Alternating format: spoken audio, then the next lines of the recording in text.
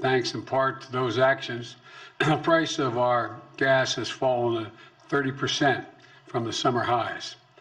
Now, it's down about $1.15 a gallon from their peak during the summer. Gas prices have fallen every day in the last week. Let me repeat, gas prices have come down, and they continue to come down again. They're now down more than 27 cents a gallon in Wisconsin this past week, 27 cents in Oregon, 16 cents in Ohio, 25 cents in Nevada, 17 cents in Indiana in just the last 10 days. And that's progress. But they're not falling fast enough. Families are hurting. You've heard me say it before, but I get it. I come from a family, if the price of gasoline went up at the gas station, we felt it. Gas prices hit almost every family in this country, and they squeeze their family budgets. When the price of gas goes up, other expenses get cut. That's why I have been doing everything in my power to reduce gas prices since Putin's invasion of Ukraine caused these price hikes, these prices to spike and rattle international oil markets. Excuse me. I focused on how we can protect American families from that spike and give folks just a little bit of breathing room, as my dad would say. Today, I'm announcing 3 critical steps that my administration will take to reduce gas prices at the pump.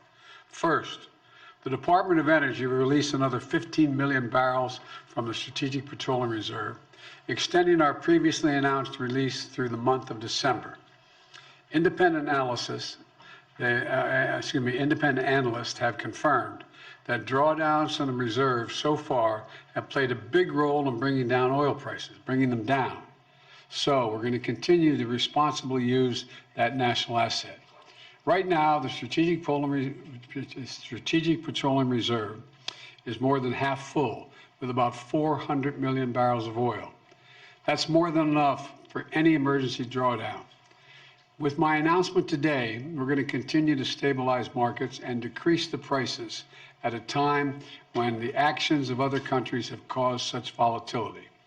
And I've told my team behind me here to be prepared to look for further releases in the months ahead if needed. We're calling it a ready and release plan. This allows us to move quickly to prevent oil price spikes and respond to international events. Secondly, we need to responsibly increase American oil production without delaying or deferring our transition to clean energy. Let's debunk some myths here. My administration has not stopped or slowed U.S. oil production. Quite the opposite. We're producing 12 million barrels of oil per day. And by the end of this year, we will be producing 1 million barrels a day, more than the day in which I took office. In fact, we're on track for record oil production in 2023. And today, the United States is the largest producer of oil and petroleum products in the world. We export more than we import, and I've heard from oil companies that they're worried that investing in additional oil production today will in case demand goes down in the future, and they're not going to be able to sell their oil products at a competitive price later. Well, we have a solution for that. Today, I'm announcing a plan to refill the Strategic Petroleum Oil Reserve in the years ahead at a profit for taxpayers. The United States government is going to purchase oil to refill the Strategic Petroleum Reserve when prices fall to $70 a barrel. That means oil companies can invest to ramp up production now with confidence they'll be able to sell their oil to us at that price in the future, $70. Refining and refilling the reserve at $70 a barrel is a good price for companies, and it's a good price for the taxpayers, and it's critical to our national security. To put it in context, since March, the average price of oil has been more than $90 a barrel, the highest since 2014. By selling from the Strategic Petroleum Reserve at the higher price of $90 earlier this year, and then refilling it in the future at a lower price around $70, we'll actually make money for the taxpayers, lower the price of gas, and help bolster production, all while totally consistent with my commitment to accelerate the transition to clean energy. So my message to oil companies is this: You're sitting on record profits, and we're giving you more certainty, so you can act now to increase oil production now. The third thing I'm doing is I'm calling on oil companies to pass the savings on to consumers. Consider this. In the second quarter of this year, profits at 6 of the largest producers, publicly traded oil companies, were more than $70 billion. That's $70 billion in just one quarter, 90 days, $70 billion. So far, American oil companies are using that windfall, the windfall of profits, to buy back their own stock, passing that money on to their shareholders, not to consumers. In fact, in the first half of the year, those same companies spent $20 billion buying back their own stock, and most importantly, buying back the most significant buyback in the last almost a decade. That's great if you own a lot of stock in an oil company, or if you're an executive in an oil company. Puts a lot of money in your pocket. That is how you get paid. But it's not the case for the vast majority of Americans paying at the pump. Here's another thing.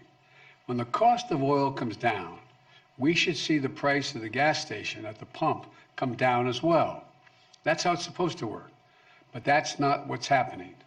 In the past 2 weeks, the price of oil has fallen $4 a barrel.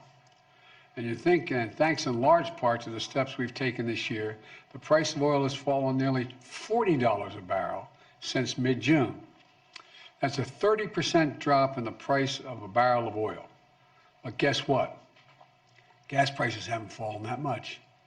And it's not right. Gas prices at the pump should be lower. In fact, if retailers and refiners were earning the average profit they've made over the last 17 years, Americans would be paying at least 60 cents less per gallon for every gallon they buy. Say it again, 60 cents less for every gallon they buy. That makes a big difference in a family. My message to the American energy companies is this: you should not be using your profits to buy back stock or for dividends. Not now, not while a war is raging. You should be using these record-breaking profits to increase production and refining. Invest in America, for the American people. Bring down the price you charge at the pump to reflect what you pay for the product. You still make a significant profit. Your shareholders will still do very well, and the American people will catch a break they deserve and get a fair price at the pump as well. One more thing I want to mention today. Our country needs to pass permitting reform to accelerate the development of clean energy. Right now, the process of getting clean energy projects approved is too cumbersome and too time-consuming. So I'm asking the Congress, pass a permitting bill to speed up the approval of all kinds of energy production, from wind to solar to clean hydrogen, because we need to get this moving now, quickly, now. It would take, if we do this, it would take historic clean energy investments that I signed into law and put them into action. In fact, one independent analysis has already estimated that the $369 billion we're making in federal investment that will generate, if we just that, will generate $1.7 trillion in total public and private investments in the years ahead. You can increase oil and gas production now while still moving full speed ahead to accelerate our transition to clean energy. That way we can lower energy costs for American families, enhance our national security at a very difficult moment. Let me close with this. I know it's been a rough 4 or 5 years for the country. For a lot of families, things are still tough. The choices made by other countries are affecting the price of gas here at home. That's why I've been acting so aggressively. Without the steps we've taken over the past several months to ramp up production and lower prices and get relief to consumers, gas prices would be higher than they are today. And we'll keep doing everything we can to keep it going, to ensure that our energy independence and security is available, and to lower gas prices here at home and to give folks a little bit of breathing room. We just have to remember who we are. We're the United States of America, for God's sake. There's not a single thing we can't do when we put our minds to it. And we can strengthen our energy security now, and we can build a clean energy economy for the future at the same time. It's totally within our capacity. Totally within our capacity. Gas prices are coming down. We're going to do everything we can to make sure they continue to come down, and companies act responsibly so it's reflected at the pump. Thank you all, and may God bless you, and may God protect our troops. Thank you. Appreciate it. Mr. President, what is your response? I don't hear. Can you speak louder? What is your response to Republicans who say you are only doing this SPR release to help Democrats in the midterms? Where have they been the last 4 months? That's my response. Is it politically motivated, sir? This No, move it's not. 3 weeks before the midterms? Look, it makes sense. I've been doing this for how long now? It's not politically motivated at all. It's motivated to make sure that I continue to push on what I've been pushing on.